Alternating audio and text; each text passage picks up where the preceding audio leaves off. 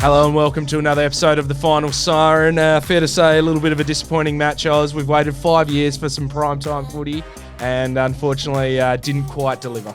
Yeah, look, not ideal, but as they say, it's always an opportunity to show what you've got. And I think a couple of things that we're going to talk about straight off the bat is firstly, how the two teams dealt with 5-day breaks and one team which had a lot more mature bodies and a lot more maturity, especially through the middle, dealt with the situation a lot better. And it's just a learning experience for our boys. And that's probably the first thing that, I picked out of the game was the fact that, Geelong were just battle hardened and ready for the contest. And we were just 1 or 2% off in a lot of areas. And that's all it took, from that particular perspective.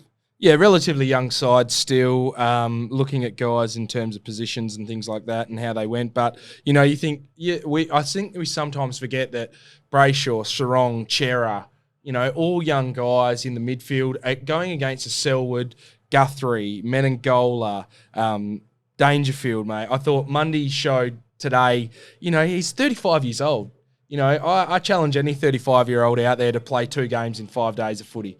And travel across the country. So, he probably had his quietest game to note. And I think they did a little bit of work on him as well, the Geelong Cats. So, look, fair dukes to Geelong. They came out, they had a plan. They've had their world kind of tipped upside down with what's happening in Melbourne re-COVID. Yep. They don't know what's going on, but they've just come in and gone all guns blazing, mate. So, really, I think it's the difference between, look, there's probably about 3 or 4 sides that are challenging for the flag, and the rest are kind of, they're kind of there and thereabouts. And I think, look, if we end up playing finals, that'd be great, but you can see we're still a fair way off those really top sides. Yeah, look, absolutely. And one of the things that we talked about at length was, I guess, just the difference between a side that's really pushing to finish first and a side that's really pushing to finish in the 8. And when you've got that much hunger and you can smell the blood in the water and that sort of stuff, and in the end, Geelong just pushed harder for longer and they showed more, I guess, cleanliness around the ball, and they were, bigger and they were able to move the ball a lot more smoothly. And it's a bit of a lesson, and I think it's one of those losses you have to have, particularly for a young group, when you see it's not so much the professionalism, it's more just the experience of how they were able to move the ball in the conditions and be very clean, both by hand and by foot, and just take something out of that game from that context and see, how does a top side do it? How does a top side, dominate those 4 quarters? Because we've got the talent. I definitely think we have the talent. I just think it's one of those games where, you take out of it, there's a side that's pushing for a premiership, and what do we have to do to bridge that gap? Yeah, and I think the big thing is as well is that if you're looking out, we're out here, we're behind. I don't think, and BT mentioned about the Oval and how it's looking, but I would say this is just about the boggiest I've ever seen Optus Oval. We've had records amount of rains over the last couple of days and things like that. We've had these supercells coming through time and time again, and it was very Geelong-like conditions. Wet, boggy, cold. It's not really those Perth conditions that you're expecting. Yep. Didn't quite suit our style. And again, bigger bodies. Geelong, a lot of 30-plus guys, 30-year-old plus, bigger bodies, knew what to do with it, knew how to throw their weight around, knew how to, get the clearances and things like that. We dominated hit-outs, and the big onions, man, a.k.a. Hodor, a.k.a. Swaggy P, a.k.a. Sean Darcy, having again one of the games of his career, gets injured, a little bit injured. Hopefully he's back able to back up. We've got an 8-day break now. Roaring Lobster, not sure about him either. He ended up getting subbed off at halftime, hurt his ankle. And Blake Acres at a stage there, he was hobbling around. Sonny, he looked like he hurt his head and his finger. I mean, skill level as well. I think, in the wet, it really comes to play there. And once they got on top and they could just kick mark, it was a little bit tough there. On that, mate, just very quickly, perceived pressure, it's not often talked about enough. And Geelong were able to put the pressure on for longer periods, and that perceived pressure meant that there was, 2 touch marks or dropped or drop marks or fumbling around the contest. And that's all it took to unsettle some of the players. And Geelong were very good at capitalising on that. And I thought, that just their ability to hold it together for 4 quarters. I mean, we don't want to focus on all of the bad things that Freo were doing. You should really focus on the game as a whole. And I just thought that Geelong's game plan was very strong. Yeah. And they executed it to perfection. And it reminded me of the old, what's that? The movie Replacements when Keanu Reeves talks about quicksand. Yeah. And that's the biggest thing he fears. And I felt like, the players started to get into this quicksand mode. We're not going to do the quote of it, mate. We don't have the copyright for it, okay? So just cool your jets. But look, in the end, what happened was we just kept on. It'd be one mistake, then another, then another, then another. And then all of a sudden we're out in the clear. You look sunny out here. Ace squares it to him. He slips over, drops the ball. They run into an open goal when we started to get momentum. They bang, bang, away they go. So, look, it just wasn't our night. And you look back on it now. You've got to reflect. You've got to go, well, how do we get to that next level? Mm-hmm. I think that's a big step. How do we get to that next level? How do we keep going up? And there's a couple of big off seasons for a couple of players in terms of building that tank, getting bigger, getting better, and hopefully they continue to grow. But we've got the core and we've got a really strong base to build upon. We've just got to continue to build and see where Geelong are at and go, hey, that's the level we've got to get to because they're coming first now. Yep. So they're coming first in the competition. Yep. And I thought they were going to fall off a cliff, but they've just added really good players.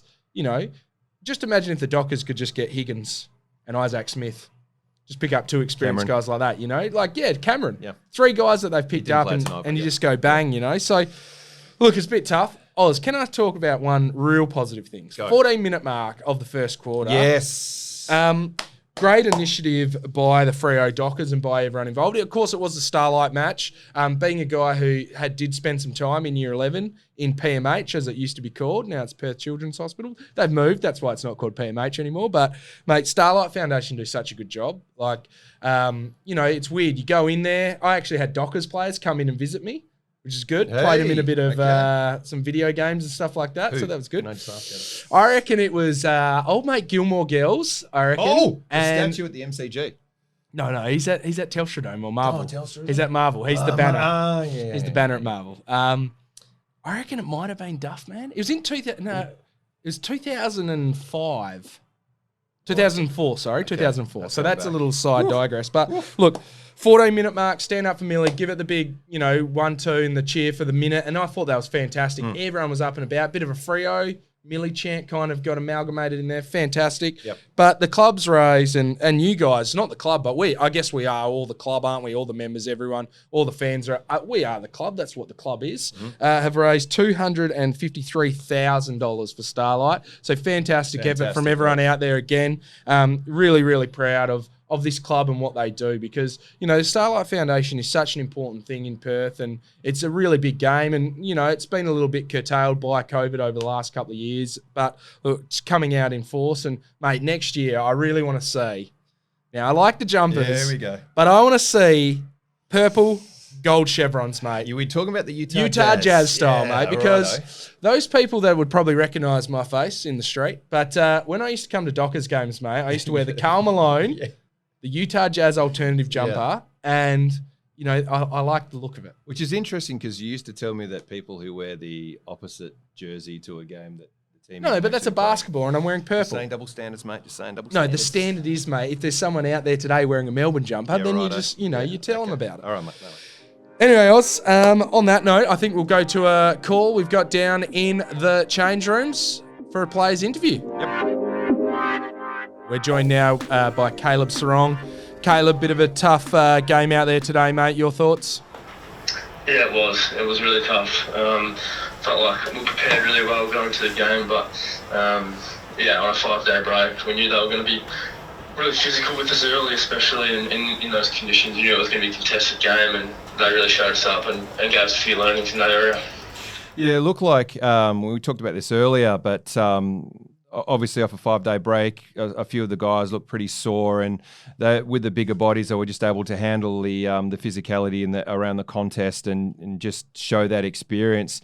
From ground level, mate, is that something that was pretty obvious from your end, or was it just a case of just executing or something different to that?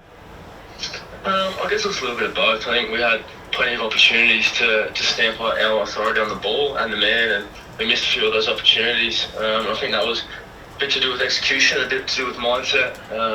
But also we knew coming in there, a very mature side. They're big, they're strong, and with a game like this, in the conditions it was, being a bit wet and slippery, we knew we were going to have to match them in that area, otherwise we were going to get found out. And unfortunately, we didn't. They were able to test the tackle a lot better than us, and find their outside players, which allowed them to own the ball, and cut us up through the middle at times. Caleb, how much do you gain from this match, watching the likes of Selwood and Dangerfield go about their business, mate? Being a young fella who's coming up in the game, do you look at when you're out there? Are you learning from those guys as well as obviously Fifey and Mundy? Yeah, definitely. I guess for me, I'm just trying to learn every opportunity I can, and every week there's some elite midfielders that we're coming up against. So whether I'm playing on them in a defensive role or not, there's definitely times where I may end up on them either way, and just trying to learn as much as I can, some bodywork tricks, what they do, and I guess trying to take away from the game. So I guess two things, like I can know that when I'm playing against them next time, I know what they kind of try and do, what their strengths are, but also trying to add a few things to my game if I can, because guys like Danger and Selwood and Guthrie, those guys, they're elite midfielders of the game, and they've been doing it for years, so to try and learn a few things of them, I think it's vital. Now, they say a week's a long time in footy, mate, but we've actually got longer than that now to prepare for the next game. So, obviously after a performance like that, you don't want to dwell on the negatives too much, and you want to be looking forward. So how do you guys now just back up and prepare for the next game? I think we're just really going to chuck our arms around each other. It's a tough game. There's a lot of sore bodies after tonight, and the last thing we want to do is go into our shells and feel, chuck up the white flag and surrender our season. We still got 5 really important games to come up. We still got a chance to play final, so I guess for us, we've got to chuck our arms around each other, get around each other. Like you said, we've got a longer break, so next couple of days, really prioritise recovery and get our bodies in elite nick for the next game. Sydney are waiting for us, and they're playing some really good footy at the moment, so we've got to be prepared for that. Fantastic. Just on your second season, mate, how have you found the season so far as a whole on you personally? You obviously rising star last year, which was fantastic, and this year you're just continuing to grow. What's been your reflection so far? This season's obviously a lot longer than last year. It was a different outlook to the season, I guess, with the longer games, the longer season. So I guess for me, it's my first full season playing AFL footy. So I guess for me, I'm trying to prioritise recovery and making sure my body's in good nick each week. So I guess that's a mental challenge and a physical challenge. But I think for me, I'm just continuing to learn. I'm trying to learn from guys like Fluffy and Dave, and even Andy and Ches and Sean Darcy. I think we're getting some really good chemistry through there, and hopefully we can just keep taking it to the next level. I feel like we've improved a lot over the year, and compared to last year, I think we've come on leaps and bounds. But I guess personally, it's just trying to learn as much as I can from me in those defensive roles. And doing whatever the team requires. Yeah, thanks, mate. Look, last one from me, buddy. On the pod, we always joke that Freo are a sniff in any game we play if we just play to our potential, and we still think, obviously, with the games to go, that we're still a sniff in every one of those games, and therefore a sniff for the 8. Is that still the belief for you guys? Obviously, that's something that you're pushing towards. Yeah, 100%. We spoke tonight about using this game as a learning. They're a top 4 team, and they have been for a decade and more. So they've been an outstanding club and a team for a long time now. So I guess for us, we want to use it as a learning curve to take us into the last 5 games of the season. And our sights are firmly set on still playing finals footy this year. Got no doubt about that, and I think everyone's really, like I said, we've got to chuck our arms around each other the next couple of days, get around each other. It's a tough loss, but we're not going to go into our show. We're going to keep playing our brand, we're going to keep playing our footy, and I guess for the last 5 weeks, we're going to keep trying to improve. Whether that results in finals or not, I think if we play our way for long enough, we're going to be in a lot of games, like you said, and I've got no doubt, I've got belief in our team and our group at the moment that we'll win more games than we'll lose if we play our way for long periods of time. Beautiful. Fantastic. Thanks for joining us, Caleb. Just before you go, mate, one last question. Weirdest unit at the club? Matt Taverner. Thank you. All right. On that note, mate, one of the guys of the future for the Fremantle Football Club, Caleb Serong, joining us on a little bit of a tough night. Thank you, Caleb. No worries. Thanks for having me. Thanks, guys. mate. All right, guys, that wraps up the final siren on a little bit of a tough one. Oz, once again, however, us being in the change rooms after the game, Again. the streak remains. Yep. I think that anytime we haven't been in the change rooms as well, we've lost. We win. No, every time we're in the change No, rooms. but when we haven't been in the change rooms. Correct. Have we been here Yep. but not been in the change rooms, we lose every time. So COVID, sort it. Everyone get vaccinated. Roll up. Roll up. And we can get back in the change rooms, get back to bloody winning ways, mate. Yep. All right, guys, thanks for watching. Thanks for listening if you're listening. And, look, bit of a tough summer, but, as Dockers fans, come this time next week, we'll be a sniff again against Sydney, every wherever time. that game's played, and we go from there. That's how it is. All right, Oz, I'll see you later. See you guys. Thanks, guys.